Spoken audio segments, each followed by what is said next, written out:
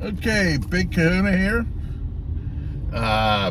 Sporting my homeless Santa look until my barber shop in Merle's Landing opens back up and on the 2nd. And then I will have myself looking a bit more presentable. Normally, when Jimmy Carter passed away yesterday, and normally people speak of his of a president's accomplishments or politician's accomplishments after they die, and their legacy. They speak of their legacy. Carter had the Egyptian-Israeli treaty that was really a wonderful thing, and unfortunately it resulted in the assassination of Anwar Sadat, and it also resulted in several attempts at Carter's assassination, which were thwarted. And Carter was a very weak president. I'm going to throw dirt on these legacies that you are hearing about right now, because he truly was one of our worst presidents we ever had. Somebody said about him modernizing our military, and I don't know where they got that from, because that was just in an indirect way, maybe, because he really, even though he was a lieutenant in the Navy, he was actually up for promotion when he resigned for lieutenant commander. But he really was not responsible for the modernization of the military. And I know this pretty much because my brother was in the military when that happened. He is taking claim that the assault ships, the assault carriers that were built then, that was authorized by Ford. Same thing with the Polaris missile. They were in development stages and they were deployed when Carter was president. But that wasn't the actions of Carter. That was the actions of Ford. Now, how bad he was with the military is they had to dock vessels and strip them for parts because first of all, they were not seaworthy because they didn't have the parts they needed, and they had to strip vessels for parts. They also had to strip.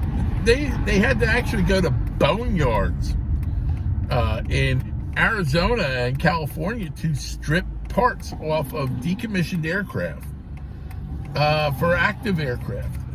They actually had to fly in F-14s to Point Mugu Naval Air Station near Long Beach and NAS Whiting Field in the Florida Panhandle to strip parts from F-14s, A-6s, and A-7s to cannibalize otherwise properly functioning aircraft so that they could get have full carrier air groups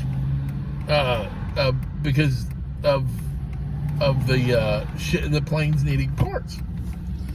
So that's pretty much all they did at one point at Point Mugu and NAS Whiting Field, is they actually disassembled aircraft. Now, he was a very weak man. And enemies, they can sense weakness and they will play upon it. Our enemies. And let's look at what occurred during Jimmy Carter's reign as president, how his weakness brought about very, very horrible things. When he was president, he failed to respond to one of our allies being overthrown, and that ally being the Shah of Iran. Now, there's a lot of falsehoods said about the Shah of Iran, about him, that being a tyrant and all this stuff. His political enemies and Islamic extremists that were in there. Now you got to remember they're Persians, they're not Arabs. He had a different form of justice. He did not want to turn these people into martyrs. And he understood this. So instead of incarcerating them or executing them, he exiled them. He exiled them from Iran. They would live actually free in relative comfort. But they had to stay in the country they were exiled to. Relative comfort at the expense of Iran.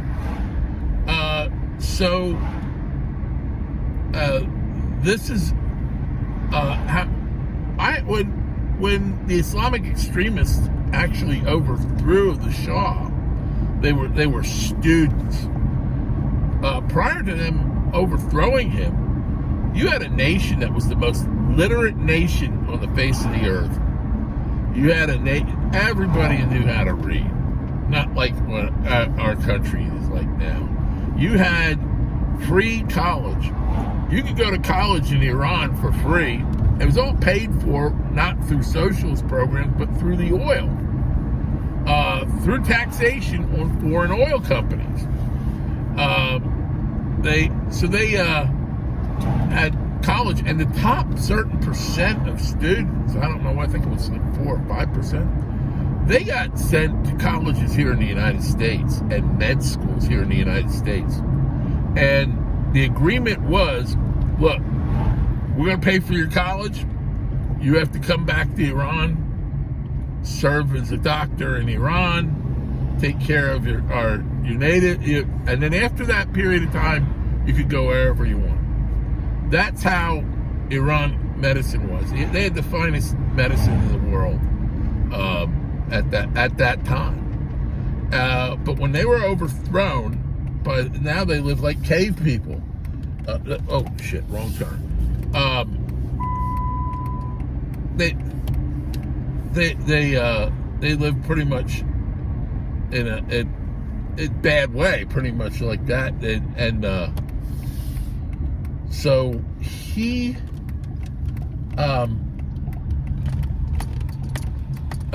was not a, like I said, when he was not the tyrant they made him out to be, and when he was overthrown, all those extremists then returned home. Those extremists like Khomeini, they returned home. Most of them were in France, because he had an agreement with France. And when he was overthrown, all of them came home. And after they came home, they radicalized a couple of schools.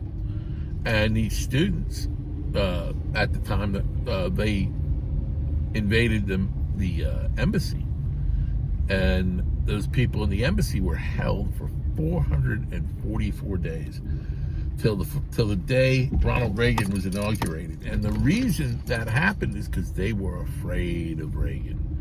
They knew Reagan was going to be a strong president, and they released them then. Now, to Reagan's credit, Reagan did not greet them. He sent Carter as an envoy to greet them and welcome them home.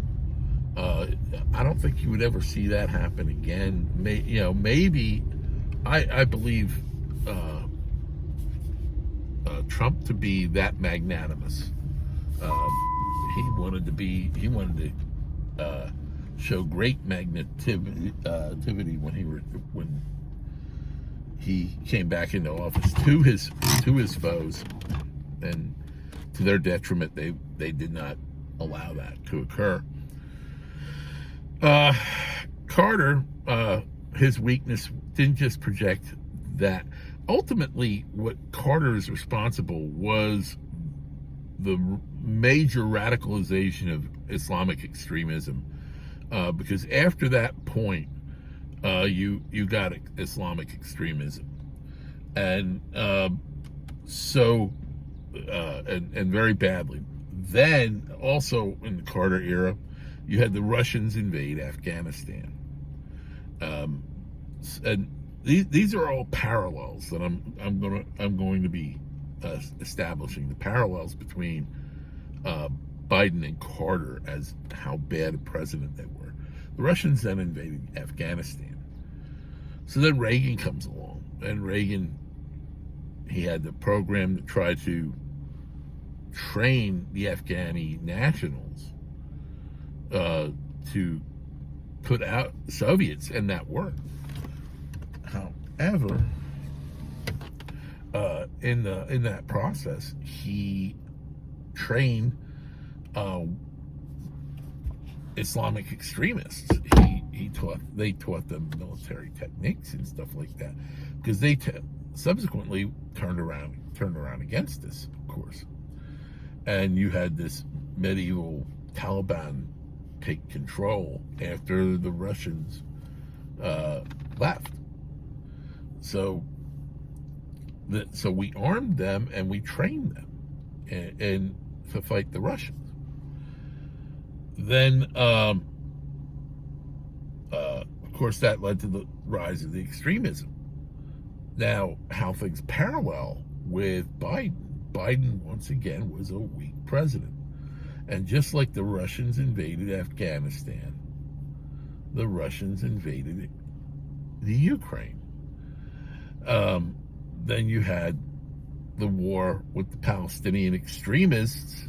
You take a look at not just the Shia in Iran became more. You had the Lebanese civil war started, and you had all this stuff that happened when Carter was president. Then now the Lebanese civil war continued into the Reagan era, but we got involved, and because we tried to be peacemakers in that, but then they bombed our barracks in Beirut. But the rise of Islamic extremism directly correlates with the rise. There was Islamic extremism prior to Carter, but the real rise of it, the prevalence of it, came under the weakness of Jimmy Carter. And but now you take a look at what's going on with the Russians. Like, the Russians invaded the Ukraine because they knew that Biden wasn't going to do anything about it. And then you have currently this war with Israel and Hezbollah and Hamas. That wouldn't have happened if Trump were in, or any strong president. It wouldn't have happened because Israel was our ally. But a weak president like Biden, he's showing the weakness, just like Carter showed the weakness to our ally in Iran. So the parallels are really there. Now, one of the differences between them is Carter essentially was a good and kind man and did not live an opulent lifestyle after he left the White House, as where Biden and his family enriched themselves over these conflicts. And Biden is a very corrupt person. Now, both of them, Biden and Carter, handed out pardons and clemency like it was candy. I mean, when they left office, they both did. And but like I said, you have a weak president, and when we have strength, peace through strength, it's completely different. Both in the international and the domestic forefront, because Carter's policies, domestic policies over oil, fuel prices went up through the roof. You could only get gas on the numbered day that your license, the last digit of your license plate, if it was an even number, you could get gas that day. If If it was an odd number, you had to get gas on the odd number day. Also, people were so lined up at the pumps, and sometimes the pumps ran out of fuel, and you had people pushing their cars. I remember Del Sunoco, a block and a half from my home, had lines all the way down 11th Street to the next block with people to get gas. And this was a result of Jimmy Carter's foreign policy and his domestic policies that we ended up having to do that. Now, once again, gas prices went through the roof. Inflation went through the roof, just like Carter, just like Biden. So this is all Carter gutted the military to pay for domestic programs. And we sold a lot of our munitions. We're running low on munitions because we're selling them to the Ukraine. Also, the reason we're so low on munitions was the Afghani withdrawal. Just like how Carter gave weapons to Iran, most of those weapons in Iran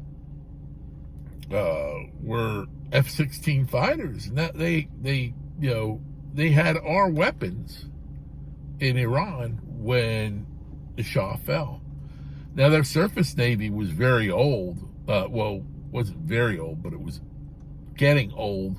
And now it's very old because they use the same type of aircraft, the same ships they used 50 years ago. But and then Iran became allies with China and Russia, and they used their oil money to purchase military equipment from them.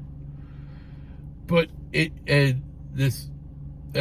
we have this rise of a second axis, similar to with Russia, Iran, and China and South Korea, because of the weakness projected by Biden. South Korea is now troops from South Korea are now fighting in the Ukraine for Russia. That reminds you of World War II, something fierce, where the Japanese, the Germans, and the Italians were all fighting on the same sides, and the Italians were fighting in battles alongside Germans. So this is very, this is how weakness is exploited by our enemies, and it always will be. And then you see how Reagan turned things around with the modernization of our military and the build-up, and we won the arms race, and ultimately the Soviet Union fell. And that was all pretty much during because of the arms race we had with them. We bankrupted them. We bankrupted the Soviet Union, and the Soviet Union fell. Now, and that was primarily the doing of the Reagan administration. Now, when Trump, another strong president, strong leader, was in office, we didn't have any new wars. There was no wars started. And then you have, when Biden comes in, all of this, the pathetic, horrible withdrawal from Afghanistan, rearmed the Islamic extremists. We have this propensity for rearming our enemies when we have weak leadership. One of the things, and Obama was a very weak leader too. I mean, he drone striked a lot of people, but there were things he did in his administration that projected weakness and projected a lack of respect for our military and our people serving abroad to our country. And the thing I want to bring up there is Benghazi. Benghazi, as soon as this thing started, it was being portrayed as a anti-Islam video, and they knew that was wrong from the jump. They had the base undermanned, and extremists knew it. Weakness. Our diplomatic missions and our embassies were significantly defanged. There was a lot less Marine presence at our embassies, and here you had a diplomatic mission in probably the most violent city in the world. And at that time, you had the diplomatic mission consisted of 2 private security forces, the presence of no United States Marines. Everything was private contractors. So you had these 2 private contractors, an IT guy, and a U.S. ambassador in this diplomatic mission that was way open to fire from all points. Then you had the CIA installation that was not far away, again run by privatized people. And Islamic extremists laid siege to both locations. They went after the diplomatic mission first, killed the IT guy and the ambassador, and until these private contractors, who were all retired military special forces, SEALs, Rangers, Green Berets, until they got there to save them, these 2 guys were gone. They extracted the 2 contractors. But see, people don't really have a feeling about what Benghazi was, because they left our people out like a worm on a hook, and they were not getting the response they needed because they lacked the military authorization, because both these places essentially didn't exist in a open position. They were secret installations. So their compound became attacked, and 2 contractors got killed. Now I'm getting to the point where about not just the disrespect of them and the ability to protect them. They had no air support except for an unmanned drone, an unarmed drone.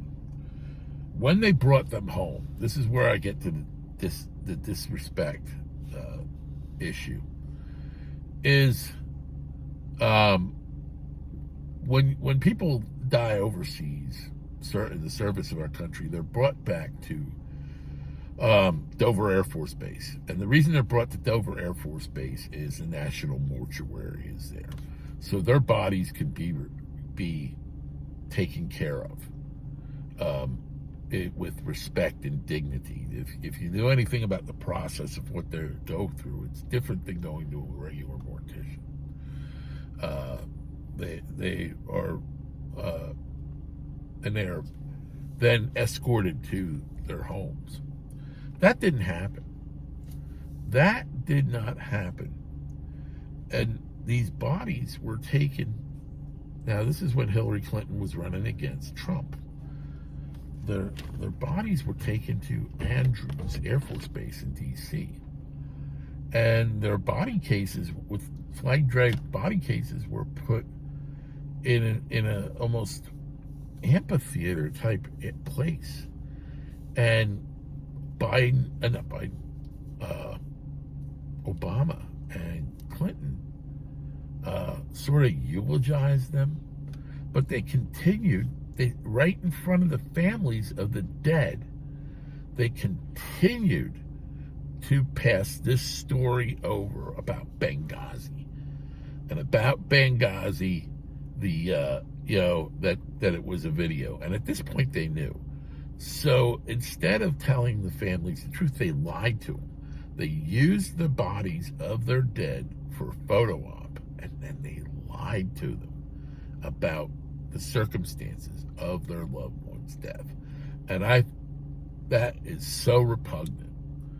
And the reason why I bring this up is essentially what happened at the gate, the Abbey Gate, and how these people were brought home, these servicemen were brought home, and their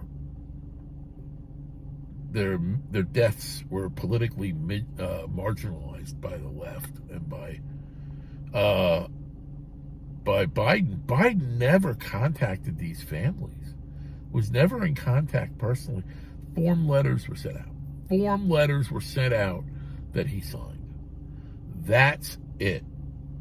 Incredible disrespect to the people who died for our country here at Benghazi and the Abbey Gate. So similar. It's disgusting.